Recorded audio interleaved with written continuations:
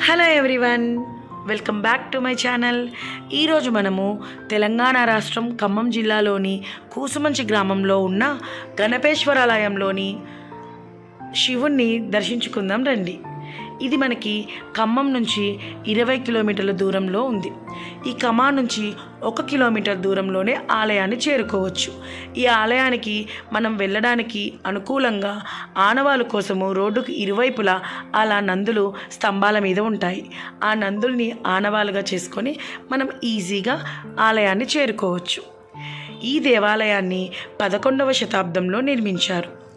కాకతీయుల రాజైన గణపతి దేవుడు కూసుమంచిలో భారీ శివలింగాన్ని ప్రతిష్ఠించి పూజించారు. కాకతీయులు శివారాధకులు. వాళ్ళ సామ్రాజ్య విస్తరణలో భాగంగా ఈ అద్భుత శివలింగాన్ని నిర్మించారు.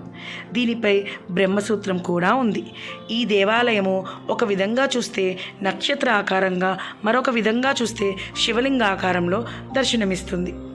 ఒకసారి దేవాలయాన్నంతా వీక్షించండి. చాలా ఆహ్లాదకరమైన వాతావరణంలో చాలా విశాలంగా దేవాలయం అంతా పెద్ద పెద్ద రాళ్లతో నిర్మించబడి ఉంది. ఈ దేవాలయంలోనే గోశాల కూడా ఉంది. ఇక్కడ వీళ్ళు గోవుల్ని సంరక్షిస్తున్నారు. మనము దేవాలయంలోకి వెళుతూ ఉంటే మన ఎడమవైపుకి ఆంజనేయ స్వామి వారి గుడి ఉంటుంది. ఇక్కడ మనము ఆంజనేయ స్వామి వారిని దర్శనం చేసుకోవచ్చు. ఇంకా కుడివైపుకి మరొక శివలింగాన్ని ప్రతిష్ఠించారు. ఇంకా నాగదేవతలు, నవగ్రహాలు అన్నీ ఈ దేవాలయం చుట్టూరా ప్రతిష్ఠించబడి ఉన్నాయి. కాకతీయుల కాలం నాటి అతిపెద్ద శివాలయాల్లో ఈ కూసుమంచి శివాలయం ఒకటి. క్రీస్తు శకం 1140వ సంవత్సరంలో ఈ ఆలయాన్ని నిర్మించారు. ఆసియా ఖండంలో ఉన్న అతిపెద్ద ఎత్తైన శివలింగాల్లో ఈ శివలింగము 3వది.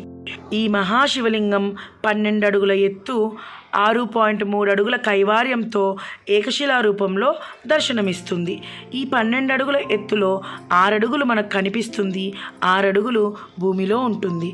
కింద 3 అడుగుల విస్తీర్ణంతో పాణిమట్టం నిర్మించబడి ఉంది. గర్భాలయ ద్వారము చాలా విశాలంగా ఉంటుంది. దాని ద్వారా సూర్యకిరణాలు ఎలాంటి అవరోధాలు లేకుండా శివలింగాన్ని స్పర్శిస్తాయి. ఈ ఆలయంలో 2 నందులు ప్రతిష్ఠించబడ్డాయి. ఆలయం లోపల ఒక నంది, వెలుపల మరో నంది ఆకర్షణీయంగా ఉంటాయి. రామప్ప దేవాలయం వంటి నక్షత్ర ఆకార పునాది ప్రణాళికతో అద్భుతంగా నిర్మించబడిన ప్రాచీన కట్టడం ఇది. ఎక్కడా కూడా సిమెంటు, సున్నం వాడకుండా ఇంటర్లాకింగ్ పద్ధతితో నిర్మించిన ఆలయం ఇది. ఒక్కసారి ఏకశిలా రూపంలో ఉన్న స్వామివారిని దర్శించుకోండి. ఆసియాలోనే అతి ఎత్తైన శివలింగాల్లో 3వ శివలింగం ఇది. చూడండి ఎంత అందంగా ఉన్నారో. ఇక్కడ మనం ఎటువంటి కోరికలు కోరుకున్నా తప్పక నెరవేరుతాయట.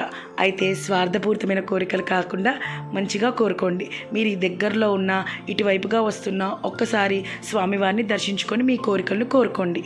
మహాశివరాత్రి కార్తీక మాసంలో ఇక్కడ నిత్యం పూజలు, అభిషేకాలు జరుగుతూ ఉంటాయంట. ఒకసారి మీరు కూడా ఈ దేవాలయాన్ని దర్శించండి. నాకు తెలిసినంత వరకు ఇన్ఫర్మేషన్ని నేను ఇవ్వగలిగాను. మీకు కనుక నచ్చితే please do like, share and subscribe to my channel. Thanks for the watching. Thank you.